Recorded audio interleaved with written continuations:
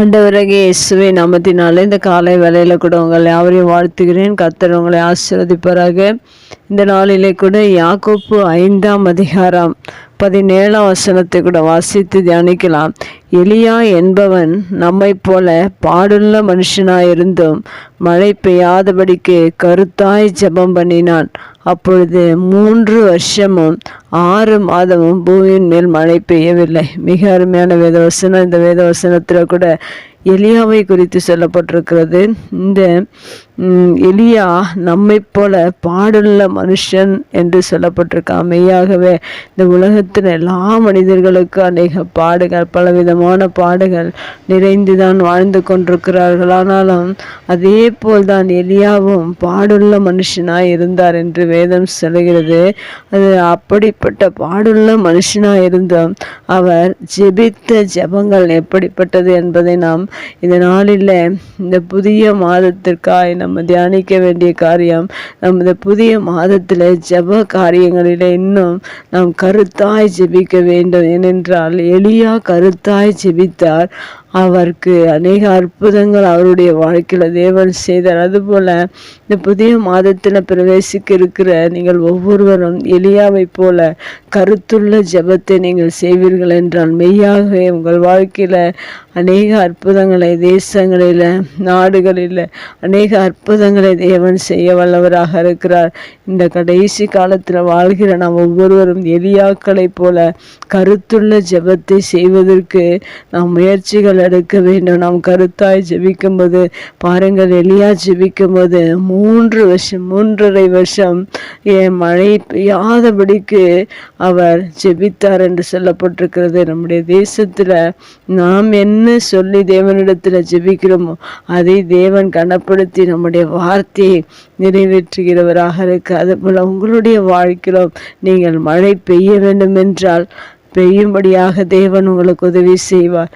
மழை பெய்ய வேண்டாம் என்று நீங்கள் தேவனிடத்தில் ஜெபிக்கும் போது அதையும் செய்கிறவராக இருக்கிறார். இந்த ராஜாவின் கட்டளைகள் எல்லாவற்றிற்கும் மேலான தேவனை நாம் ஆராதித்து கொண்டிருப்பதால் தேசத்தில் எப்படிப்பட்ட ஆசீர்வாதங்கள் தேவையோ அப்படிப்பட்ட ஜெபத்தை நாம் கருத்தாய் செய்யும்போது இந்த தேசத்தின் ஜனங்களை ரட்சிப்பதற்காக தேவன் நம்முடைய கரங்களில் தேசத்தை கொடுக்க இருக்கிறார். அதனால் நீங்கள் ஒவ்வொருவரும் எலியாக்களை போல கருத்துள்ளவர்களாய் ஜெபியுங்கள். தேவன் மழை பெய்யவும் செய்வார். மழை பெய்யாமல் இருக்கும்படியாகவும் நம்முடைய ஜெபத்தை கேட்டு செய்வதற்கு அவர் ஆயத்தமாக இருக்கிறார். நாம் கருத்தாய் எலியாவை போல ஜெபிப்பதுதான் மிகவும் முக்கியமான ஒரு காரியம். இன்றைக்கு அநேக ஜெபங்கள் தேசத்தில் அனைவரும் செய்து கொண்டிருக்கிறார்கள். ஆனால் எலியாவை போல கருத்துள்ள ஜெபங்கள் நாம் தேடி கண்டுபிடிக்க வேண்டியதாக இருக்கிறது. அந்த ஜெபங்கள் இல்லாமல் இருக்கிறது. ஆனால் கருத்துள்ள ஜெபம் ஒரு பெரிய அதிசயங்களையும் அற்புதங்களையும் தேசத்தில் செய்ய இருக்கிறது. ஏனென்றால் எலியாவின் ஜெபத்தில் தேசத்தில் ஒரு மாற்றம் நடந்து கொண்டிருந்தது. அதுபோல் இந்த நாட்களில், கடைசி நாட்களில், கர்த்தருடைய வருகை நாட்களில் வாழ்கிற நம்முடைய ஜெபங்களும் எலியாவின் ஜெபத்தை போல ஒரு கருத்துள்ள ஜெபமாய் இருக்க வேண்டும் என்று தேவன் விரும்புகிறவராக இருக்கிறார். இந்த வேத வசனத்தின்படி நீங்கள் இந்த வசனத்தை நீங்கள் திரும்பவும் வாசித்து பார்ப்பீர்கள் என்றால் மெய்யாக உங்கள் சிந்தனையில் ஒரு கருத்துள்ள ஜெபத்தை செய்யும்படியாக ஆவியானவர் உங்களோடு கூட பேச வல்லவராக இருக்கிறார். எலியாவின் ஜெபத்தை போல நீங்கள் கருத்துள்ளவர்களாய் ஒவ்வொரு நாளும் நீங்கள் ஜெபிக்கும் போது தேசத்தில் தேவன் எழுப்புதலை கட்டளையிட அன்று மழையை பெய்தார் என்று ஆவியானவருடைய அபிஷேகமும் ஆவியானவருடைய நிறைவும் நம்மிடத்தில், மக்களிடத்தில் ஒரு எழுப்புதலை கொண்டு வரும்படியாக அந்த எழுப்புதலின் மழைக்காக நீங்கள் ஒவ்வொரு நாளும் கருத்தாய் ஜெபிங்கள். தேசத்தை தேவன் நம்முடைய கரத்தில் கொடுக்க வல்லவராக இருக்கிறார்.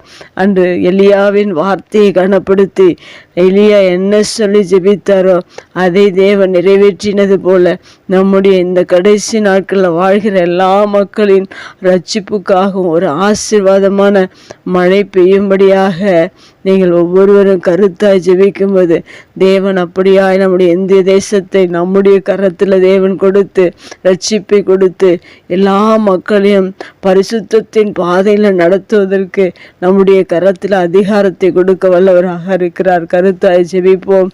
தேசத்தை சுதந்திரிப்போம். கர்த்தர் நம்மை ஆசீர்வதிப்பார். கண்களை மூடி ஜெபிக்கலாம். எங்கள் அன்பு தகப்பனே, இந்த வார்த்தையின் பிரகாரம் எலியாவை போல நாங்கள் கருத்துள்ள ஜெபத்தை செய்ய இந்த வார்த்தை எங்களுக்கு கொடுத்ததற்காக நன்றி. இந்த புதிய மாதத்தில் கூட நாங்கள் ஆண்டவரே கருத்தாய் ஜெபித்து அநேக அற்புதங்களையும் அதிசயங்களையும் உடைய சமூகத்தில் பெற்றுக்கொள்ள எங்களுக்கு உதவி செய்யுங்க. இயேசுவின் நாமத்தில் ஜெபம் கேளு நல்ல பிதாவே, ஆமேன்.